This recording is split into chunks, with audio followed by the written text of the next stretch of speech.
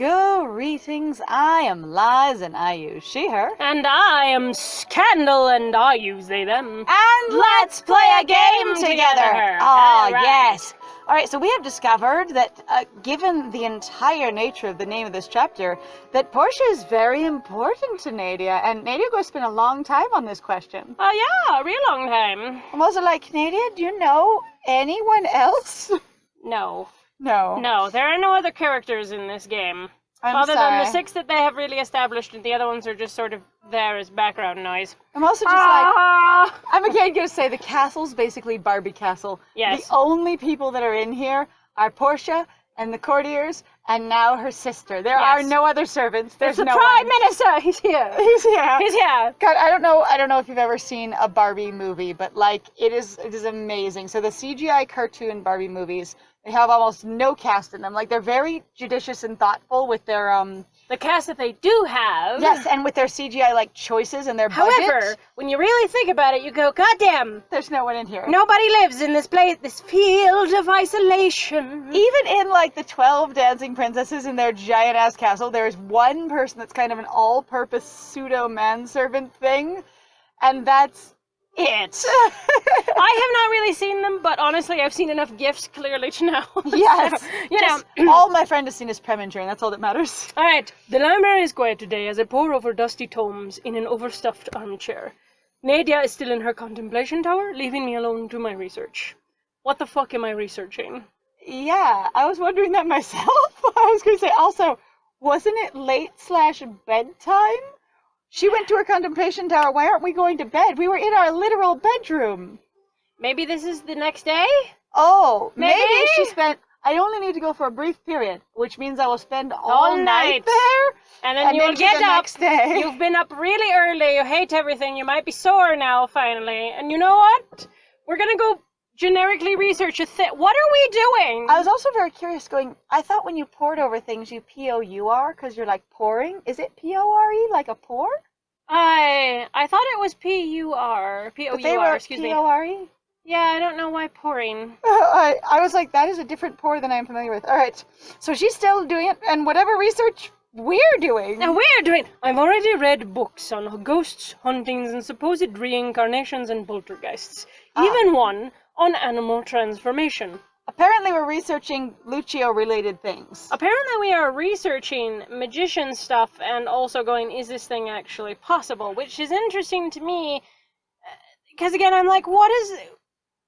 So, castles have weird and eccentric things in them, and also, so, interestingly enough, the reason why the Dewey Decimal System, if you know anything about the libraries, is interesting at all is because they finally were able to basically categorize shit. So the big thing is books years ago, the reason why there's so goddamn, like, 4 people who are just, like, we're going to do the research on this in very specific ways, is because they have no sense of organization for the most part. They really, honestly don't. I mean that in the most affectionate fucking way possible, at least based on what I know of, like, old European, like, books and scrolls and text. I was gonna say... They are complete nonsense in that way. Your classic European informational scroll, text, or tome is amazing because it's written... They are amazing. They are basically written by somebody with ADHD trying to tell you a highly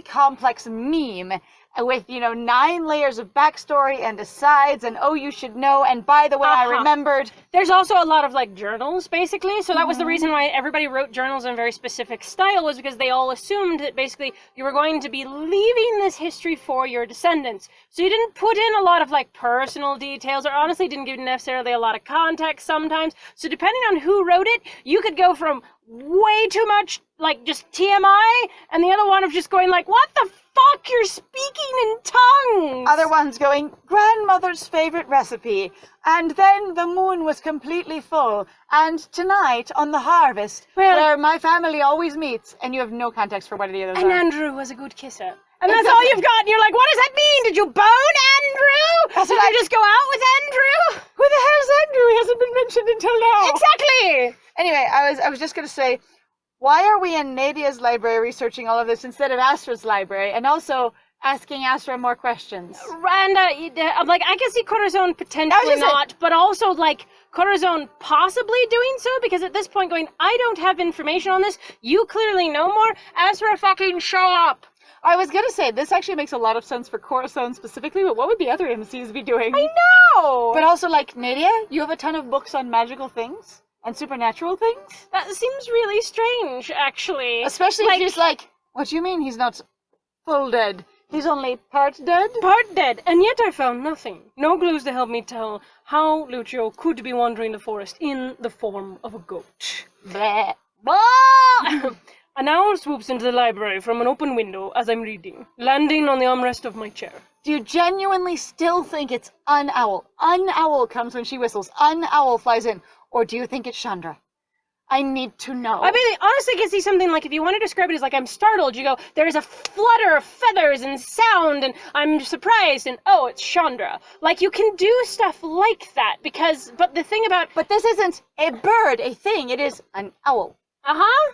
And we've just seen Nadia with an owl. And previously we met an owl. But it was all Chandra. Even the one on the stairs, she whistles, and I hear the cry of an owl. Not Chandra. Not Chandra. Like, let your character have assumptions. Your character can also fucking be wrong. You can do basically misleading stuff. I was just thinking, though, can you imagine your friend rounds the corner, they whistle, I hear a dog barking, not I hear Sadie running towards them, you know? Right? Like, I've never referred to my friend's dog as a dog once I know their name. Well, and it's also that thing, too, where it's like person rounds the corner, you hear the whistle, you hear the dog barking, and your brain goes at the same time, dog barking, friend whistle, that's Chandra. That's their dog. That's Sandra, that's Bob, that's Spot, that's Oreo, whatever the thing is. Like, it's a very complicated process, usually, for a lot of people, and it happens really quickly. And I find it, why? I'm like, why an owl? Chandra. Chandra, she chirps and nibbles at my earlobe. Wait, she flies in the window. Which are clearly open to a library that has delicate books inside of it and has no protection. We're going to speak about that from last time. We have never mentioned the charms in this library protecting the books, and since we've been real obsessed with feeling magic and seeing charms, there's none here. Except that we weren't preoccupied with that. We were only preoccupied with it as so much as the plot decided that we were suddenly preoccupied with it, and then they dropped it again. Right, but we keep feeling magic in all the roots. We just keep feeling it when it's there. But only moving when around it's with really, our feels. Yeah, when it's relevant. Well, it would be relevant right now because we would be feeling for information in the library, but there's clearly no charms protecting the books because we can't feel them. Yeah, right? And I'm like, and you leave windows open. You also have plants growing in here, so moisture and stuff. We did theorize last time, fake plants. But I'm also like, and you just let your owl come in here, and I imagine Magic Owl doesn't poop on the books. But, you know, if you Or vom. Vom with owls. Owls vom. I was like, they make pellets. But yeah, they make more pellets than they do poop. I mean, they still poop. Yeah, no, I know. More pellets, though, than they do poop. Yes, and I'm also just like, based on what I understand. I'm still just like, you have the windows open in your library. Sorry. I'm sorry, it's okay. A moment later, Nadia strides into the library, looking refreshed. I haven't slept all night. Or, oh wow, I slept on the floor in the tower, I just passed out and slid off the counter and down on the floor, bonk. And then I got up in the morning after, gluing my face and my hair to the floor with the drool, and I peeled myself up, and I just sloshed my way down the stairs. And Hello! Servants! I got myself a goose! Bathe me! And then I was amazing, and I loved everything again. It was so good. Just imagining Nadia up in her tower doing, research and stuff, just falling asleep, page sticking to her face. Huh? Her also comes down, has little imprints of clockwork embedded into her face because she fell asleep on them. Yeah, or on her notes, she's just got ink written, writing on the side of her face. The servant. Shh, don't fucking tell her. There you are, Corazon.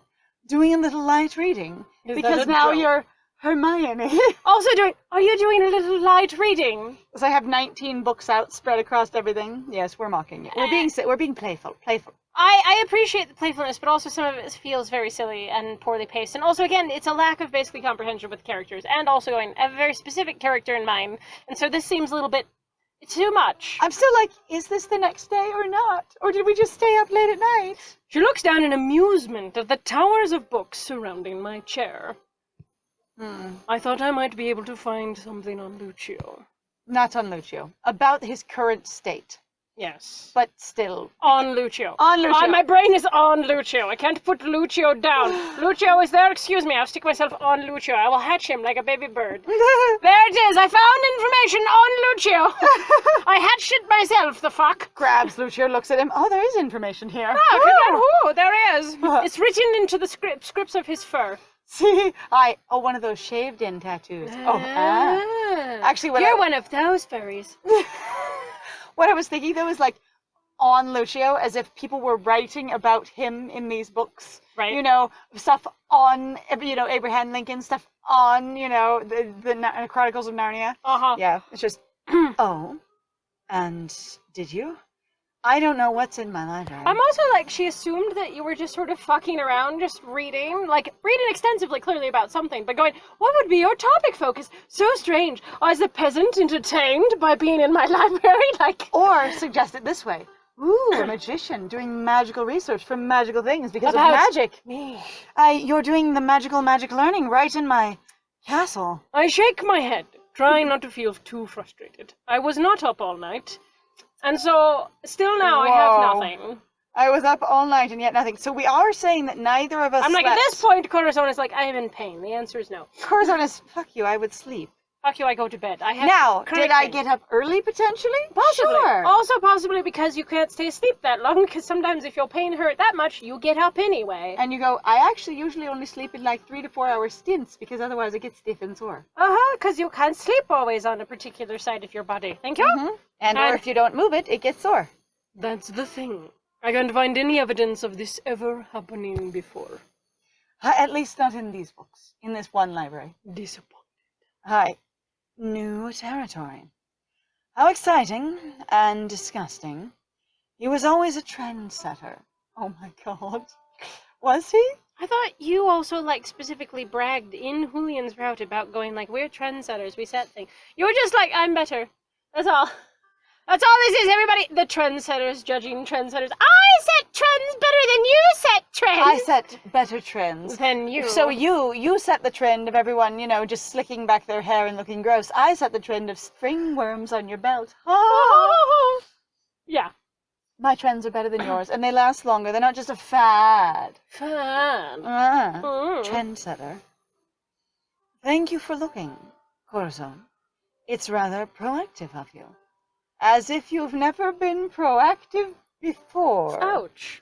I was going to say... I'm also like, what does that say about burn. your main character in the story? Because I've always been like, your freaking main character... That actually doesn't make any sense. Nadia thinking you getting up and going to go see her wasn't you being proactive.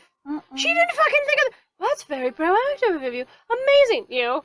I fucking tried to get you up in the morning, and then you tried to flirt with me and stay in bed after you said we should go do a thing, and that wasn't proactive enough for you? I also got you moving out of the carriage, which was proactive. I've also interjected in several conversations to you useful things. Huh. None of which was apparently indicated that I would be a proactive person, therefore this is surprising and noteworthy. Oh, proactive. Karen, how adorable. I'm just like, it doesn't necessarily have to be condescending, but it really does indicate, like, her rank of, I'm the only one that does shit around here. It feels very managerial to me. So, like, instead of just going, how proactive, it's really just the experience of going, you sound like a manager, of going, oh, wait, you guys are doing work? Wow. Without me telling you to do work, without me directing you to do work? Whoa. Which is really funny, because a lot of times, at least when I was dealing with a lot of managers, I'd be like, holy shit, you haven't done fucking jack squat. Well, Shut I the told hell people up. to do things, and they're not all doing them. I'm working, go away. Leave me alone. As for myself, doesn't admit that she fell asleep on the tower floor. Puts hair back in place. Well, I have done some re-evaluating in my tower and have come to a conclusion. The information Asra and Muriel gave us yesterday, it shed some light on the situation. I believe it is time for a new plan. Since our plan previously was to question the courtiers, it will not be that any longer. We've only 3 days until the masquerade begins. Okay, in this route, the masquerade is actually scheduled. But they kind of did that in the previous one, and that's why you and I got angry. Going Except like, for it wasn't ever made clear if it was, like, we questioned it the whole way of going, is it ever scheduled? Because it's scheduled for after he's caught. Right. So when is after he's caught? And there was never a, like, time frame if you need to catch him in the next day or two because. Right. And so in this one, there's actually a set time frame.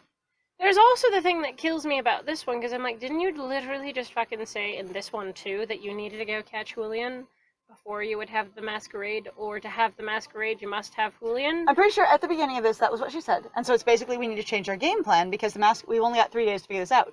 Which bothers me more with how basically slowly she's been plodding through the research. And I'm just going to say, or the investigation, if you will, of going, today we're done. I'm just doing this one thing. And I'm like, if you know how many days you have and what you're doing, you're extremely confident that the case is just going to bust itself right open and pour Julian in your lap. I guess. Or again, she said, okay, it's not Julian. She's like, well, yawn! Okay, but it's something else, so I'm like, I don't know, it's fine. Alright, and the preparations are in full swing. We actually know there's preparations this time too, because we were talking about costumes and stuff last time, and people would need time to prepare. Yet, we have a few outstanding problems that still need resolution. My favorite thing actually has to be that they're like, yes, and in 3 days we'll have the masquerade, and preparations are in full swing. I hope people got warned before 3 days started. Well, the thing is she would have told people. Particularly in this economy, with people having very few resources as it is, and if you're, I'm just like, oh god, so many unbathed people. If she's a good event planner, which we don't know, if she is, she would have or if she has one, they would have let people know about it the moment she scheduled it. So as soon as she picked an actual day, whether that was 3 days ago or 6 months ago, she wasn't awake 6 months ago, 3 months ago, whether she woke up out of bed, didn't remember anything, and said, I'm going to catch that murderer that I just learned about this morning. And I'm going to go! And I'm going to throw a ball that I remember from my actual memories back before I lost memories, and it's going to be on this day. Poink! And then your coordinator and planner goes, we'll tell the masses. Good. I'll send out the invitations. Yes, just do that. Do that! Can they all read? Send them to the people who read, but let them know that the ones who cannot read are also invited. The criers. Tell the criers. Yes, that's it. Tell the criers. Yet we have a few outstanding problems that still need resolution. She settles down in a chair across from me, resting her chin in her hand. Ooh, chin hands. Chandra lands on the back of the chair and nibbles at it on a strand of Nadia's hair, hooting softly.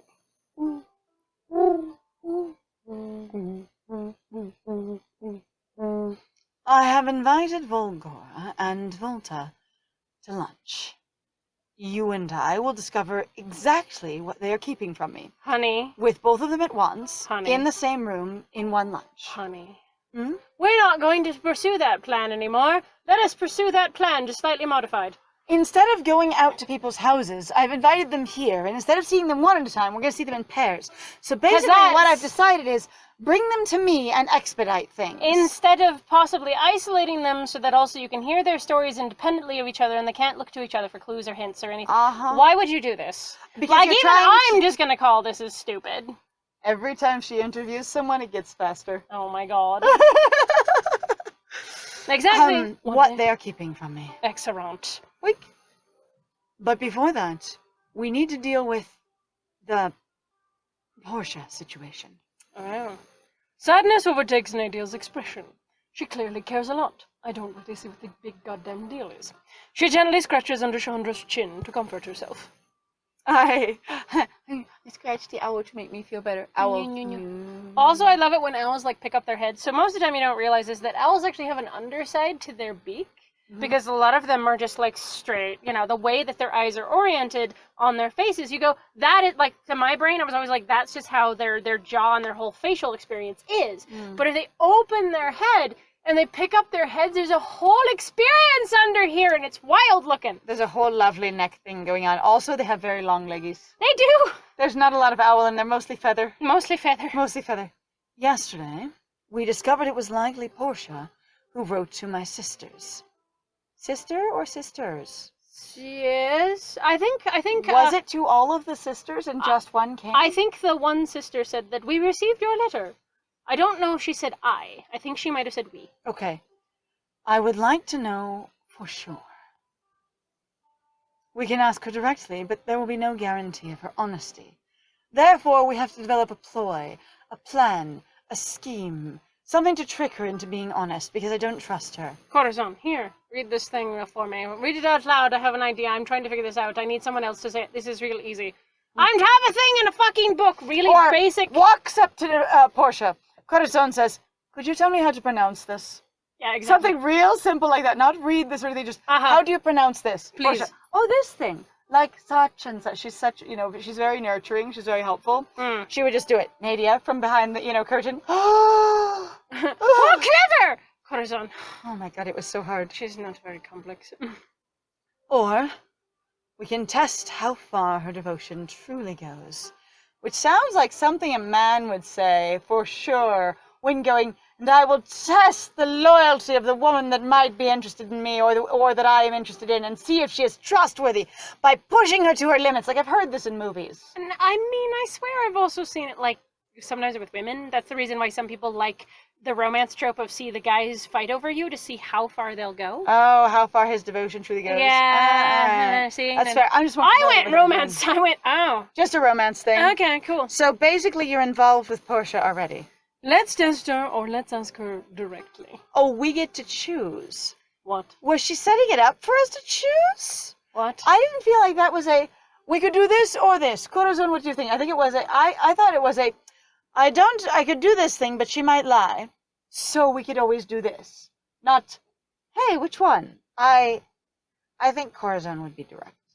I don't think Corazon is ready to beat around the bush or be complicated or really deal in, and this is my opinion, you could totally contradict me. I mean, the thing is that it would be both. Like, you'd have an ask directly, and then you'd be like, all right, fill this thing out.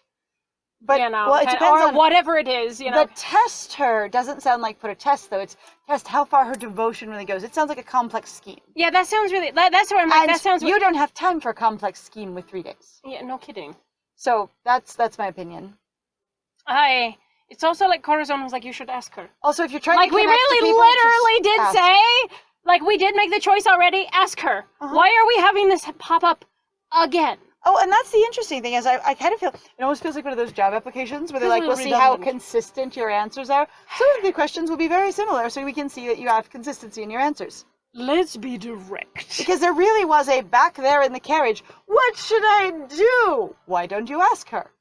Nadia leans back in her chair, raising an eyebrow. She looks mildly impressed. It takes courage to speak so boldly when someone has wronged you. Wait, who has wronged Corazon? Who has wronged Nadia? Well, but also courage to speak so boldly. Corazon is speaking. You haven't read the fucking letter yourself, one. Number two, you also, like, you're just really just assuming everybody who gets involved with your siblings is always out to hurt you. Are we saying that Corazon is being bold by saying we should ask directly? But then we're saying when someone has wronged you, so they've wronged... No, this is about Nadia. This is about fucking it. That's why I said, are you she's saying for herself. It's the generalized you, sort of mostly talking about myself. It would be difficult. Someone's wronged you. I'm not talking about me. Yes, you are. So she's saying I would have to be bold to do this. Wow, it's so bold of you. Corazon, she's never hurt me, so this can't be about me. Yes. This is all about Nadia. Again, we've already said specifically, Nadia, fucking talk to her. I don't have time for your shit. Yeah, Corazon's fairly consistent with what they think about. But you are correct, of course. Portia deserves such forthrightness. Since when? You have been apparently underhanded about your feels about her for the whole time. Nadia gets up, heading over to Dr. Dvorak's desk to rummage around. How do we know that's his desk? Wait, did we get shown it in a previous tour? I think we might have. We might have. We might have. Is his the only desk in the library? That's what I need to know. Honestly, I think both you and I laughed about that last time. We were How many desks are in the library? There's only one, and they all belong to a red-headed idiot. Hello! Hi, opens a drawer, he pops out of the drawer. Hello! Ah! Oh, fuck, sorry, is this the wrong time? I despise you. Yeah, it seems like the wrong time. Sorry, I'll go back into my hidey hole right now. Bye! Closes the drawer. You can't open it again. This is like in one of those adventure games where you see the one little scene and then it closes, you can never interact with it again. Yep. After a moment, she produces some parchment and begins to scribble because there's no other fucking desk in this entire place. Yes, I think that really is it. The one desk in the library is Dr. Dvorak's, and is the only place we keep anything desk related. And so we all just use his stuff if we need to do anything. When she is finished, she hands the letter off to Chandra, who flies back out to the window. I have asked Portia to meet me at the garden fountain. Come, she should be there soon. Oh my god! Was it part of the test? So Okay, I'm sorry. I'm like, you've already tested her then. I have sent you a letter. Can you read? Because that was part of Nadia's issue. Can she actually read? Well, oh my god, she can actually read. That is a really fast way to go. Are you telling the truth? You did do this thing. like, you don't even need to ask the question if you send the letter. If she's there, done. But also, she should be there soon. Like, that's the whole thing's already done. You didn't even ask her, you just tested her. I've asked Portia to come meet me in the garden fountain.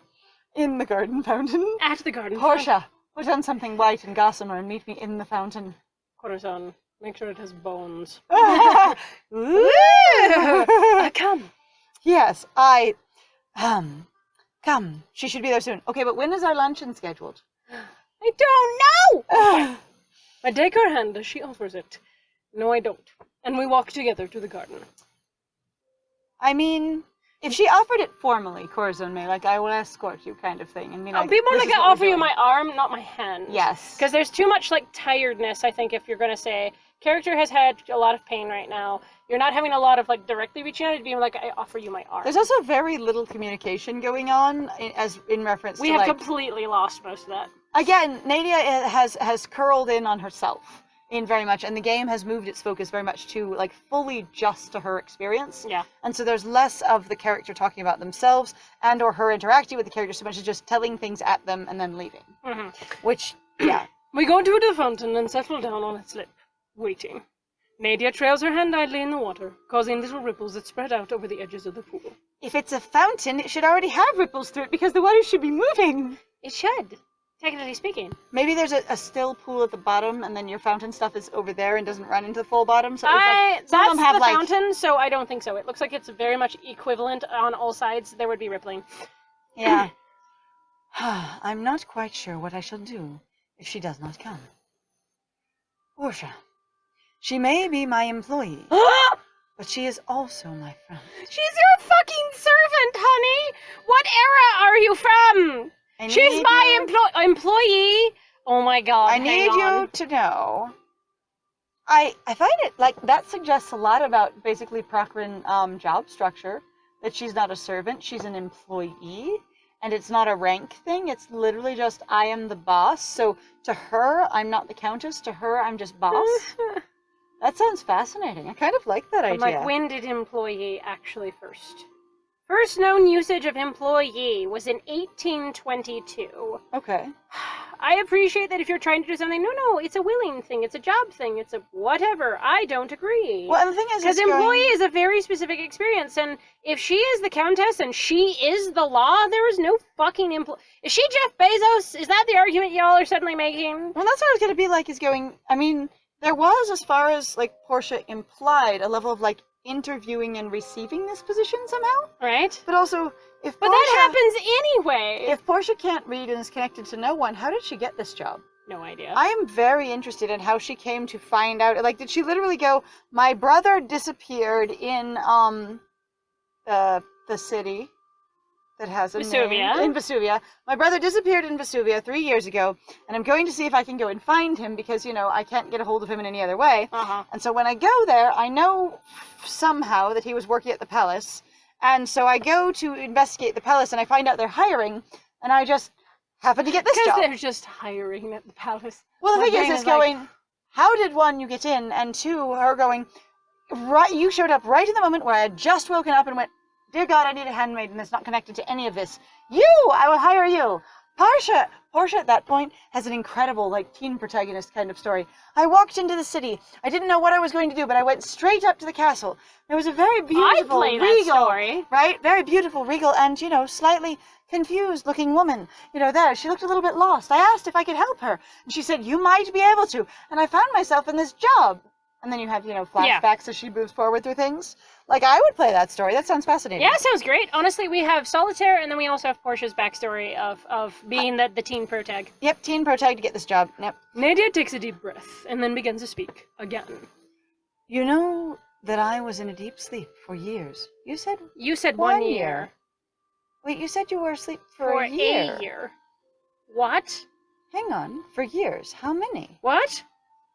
Wait a second. You said you were asleep for 1 year and you had 3 years of memory you didn't have. What? Now you're asleep for 3 years? Feel free to correct us in the comments if we are wrong, you guys, but I swear to God, we really did. Like, we read it out loud. It was asleep for a year, have no memory of 3 years. Yeah. Which is what we've been talking about. Which is the only time when they came to the castle. And we'd been talking about this whole thing the whole time. And so as far as we know, because she'd never been to the castle before, her first memory 3 years ago, her last memory 3 years ago, which I assume she has memories before that, but it's the one before everything goes dark, right, was standing at, basically the castle bridge. Which I actually think is really funny, because here's my question. Why does she literally not care about her life before this? Well, okay, that's a good question, but here's another question. Like, she has no ideas, no thoughts. The only thing she's obsessed with is her siblings, who she possibly hasn't seen for years anyway. So here's an interesting question. If she's never been here before, did Lucio own and live in the castle, and then he brought his, wife/girl to it? Right. And then his bride-to-be, because we don't even know that. His bride-to-be or his actual we've bride. had a couple of comments from various people going, oh no, it's this thing, and I'm like, but according to what we're seeing in the game, nobody is literally talking about any of the structure in the game. If it's something the developers threw off on the side for their own blog, I personally, again, I don't like stories like that literally... It's hard to use the information in the story because you don't get it there. Yeah, you don't. And so what I was going to say is, basically, nobody in Vesuvia would have any questions about her because none of them would have ever met her. And she would just weirdly, like they wouldn't even know she existed if she showed up one day and was asleep the next. Right? There would be if indeed Lucio made fanfare, which assumably he would, of going, my wife is coming, or my bride-to-be, or whatever it is, whichever, I don't know. And I assume he already had the castle. I don't know, because weirdly, instantly, she's not clear about it. And then instantly she falls asleep as soon as she walks inside of it, basically. Mm-hmm. Then, there wouldn't be anyone going, where's the countess? They'd just be going, oh shit, the count died and there's no ruler. Yeah. Which would be, you'd think someone would inherit? Someone? I don't know, there's so much crap in here that they're not talking about. It's really actually kind of annoying to me. I'm like, you know how much people enjoy fucking talking about themselves? On the other hand, if she actually has been asleep all 3 of those years, instead of doesn't remember 2 and is asleep 1, then she wasn't doing things the whole time, so none of the courtiers would actually know her or have any real information about who she used to be, because she wouldn't have met them until she came to the castle. So why was she so fucking concerned? What have I been doing? She's like, I have to pretend to be a thing that you literally weren't around for, honey. So actually they're already contradicting their own story. That's fascinating. That's what I was going, is unless they only knew her for like 1 day or before she fell asleep. But that's not knowledge. That's just an acquaintance. That's not like, hey, I know you intimately. And also she wouldn't assume that, going like, oh no, I've been asleep for 3 years, so how the fuck would you know me? Because we only came here 3 years ago. And so also, that doesn't work for... Anyway, okay, we're out of time. It suggests that the courtiers are lying, that they knew her before, and they're all just pretending. Or, again, they're not saying whether or not... Like, she's not describing, hi, I've known them for this long, this is... Like, or for this sense, this is why I get annoyed about this particular game, for it billing itself as a mystery. These characters are not talking about their backgrounds, their histories, their lives, their stories, how they know each other, when they know each other, how old they actually are. Like, again, that thing that I was irritated about, we're going like, I understand that there is information in the bio section of this game. My friend and I have never looked at it because I went, I feel like, honestly, the game should have it in the story. If your idea is to convey a mystery in the story, you should be able to ask questions and find out details and information through the story. And if it has other stuff going on outside the story itself should point to it. Sort of like when some people have, like, real-world events connected to their games, or their games are also connected to their websites, and there's, hints or clues or secrets to find there. It tells you in-game. Yeah, so that way you know what to do, rather than just assuming that people are just going to go, oh, we're going to go try to find you wherever. At any rate, this is a very interesting development that we shall look at next time. Hey, so thank you very much, everybody, for joining us. If you like what we do, please feel free to like, comment, subscribe, and also share our videos if you are having a good time with us. Please also feel free to go check out our Ko-Fi and our Patreon. We have some links in the description down below, and we would really appreciate it if you did so. And beyond that, I have been Scandal. And I have been Lies. And it was great playing with you. Bye!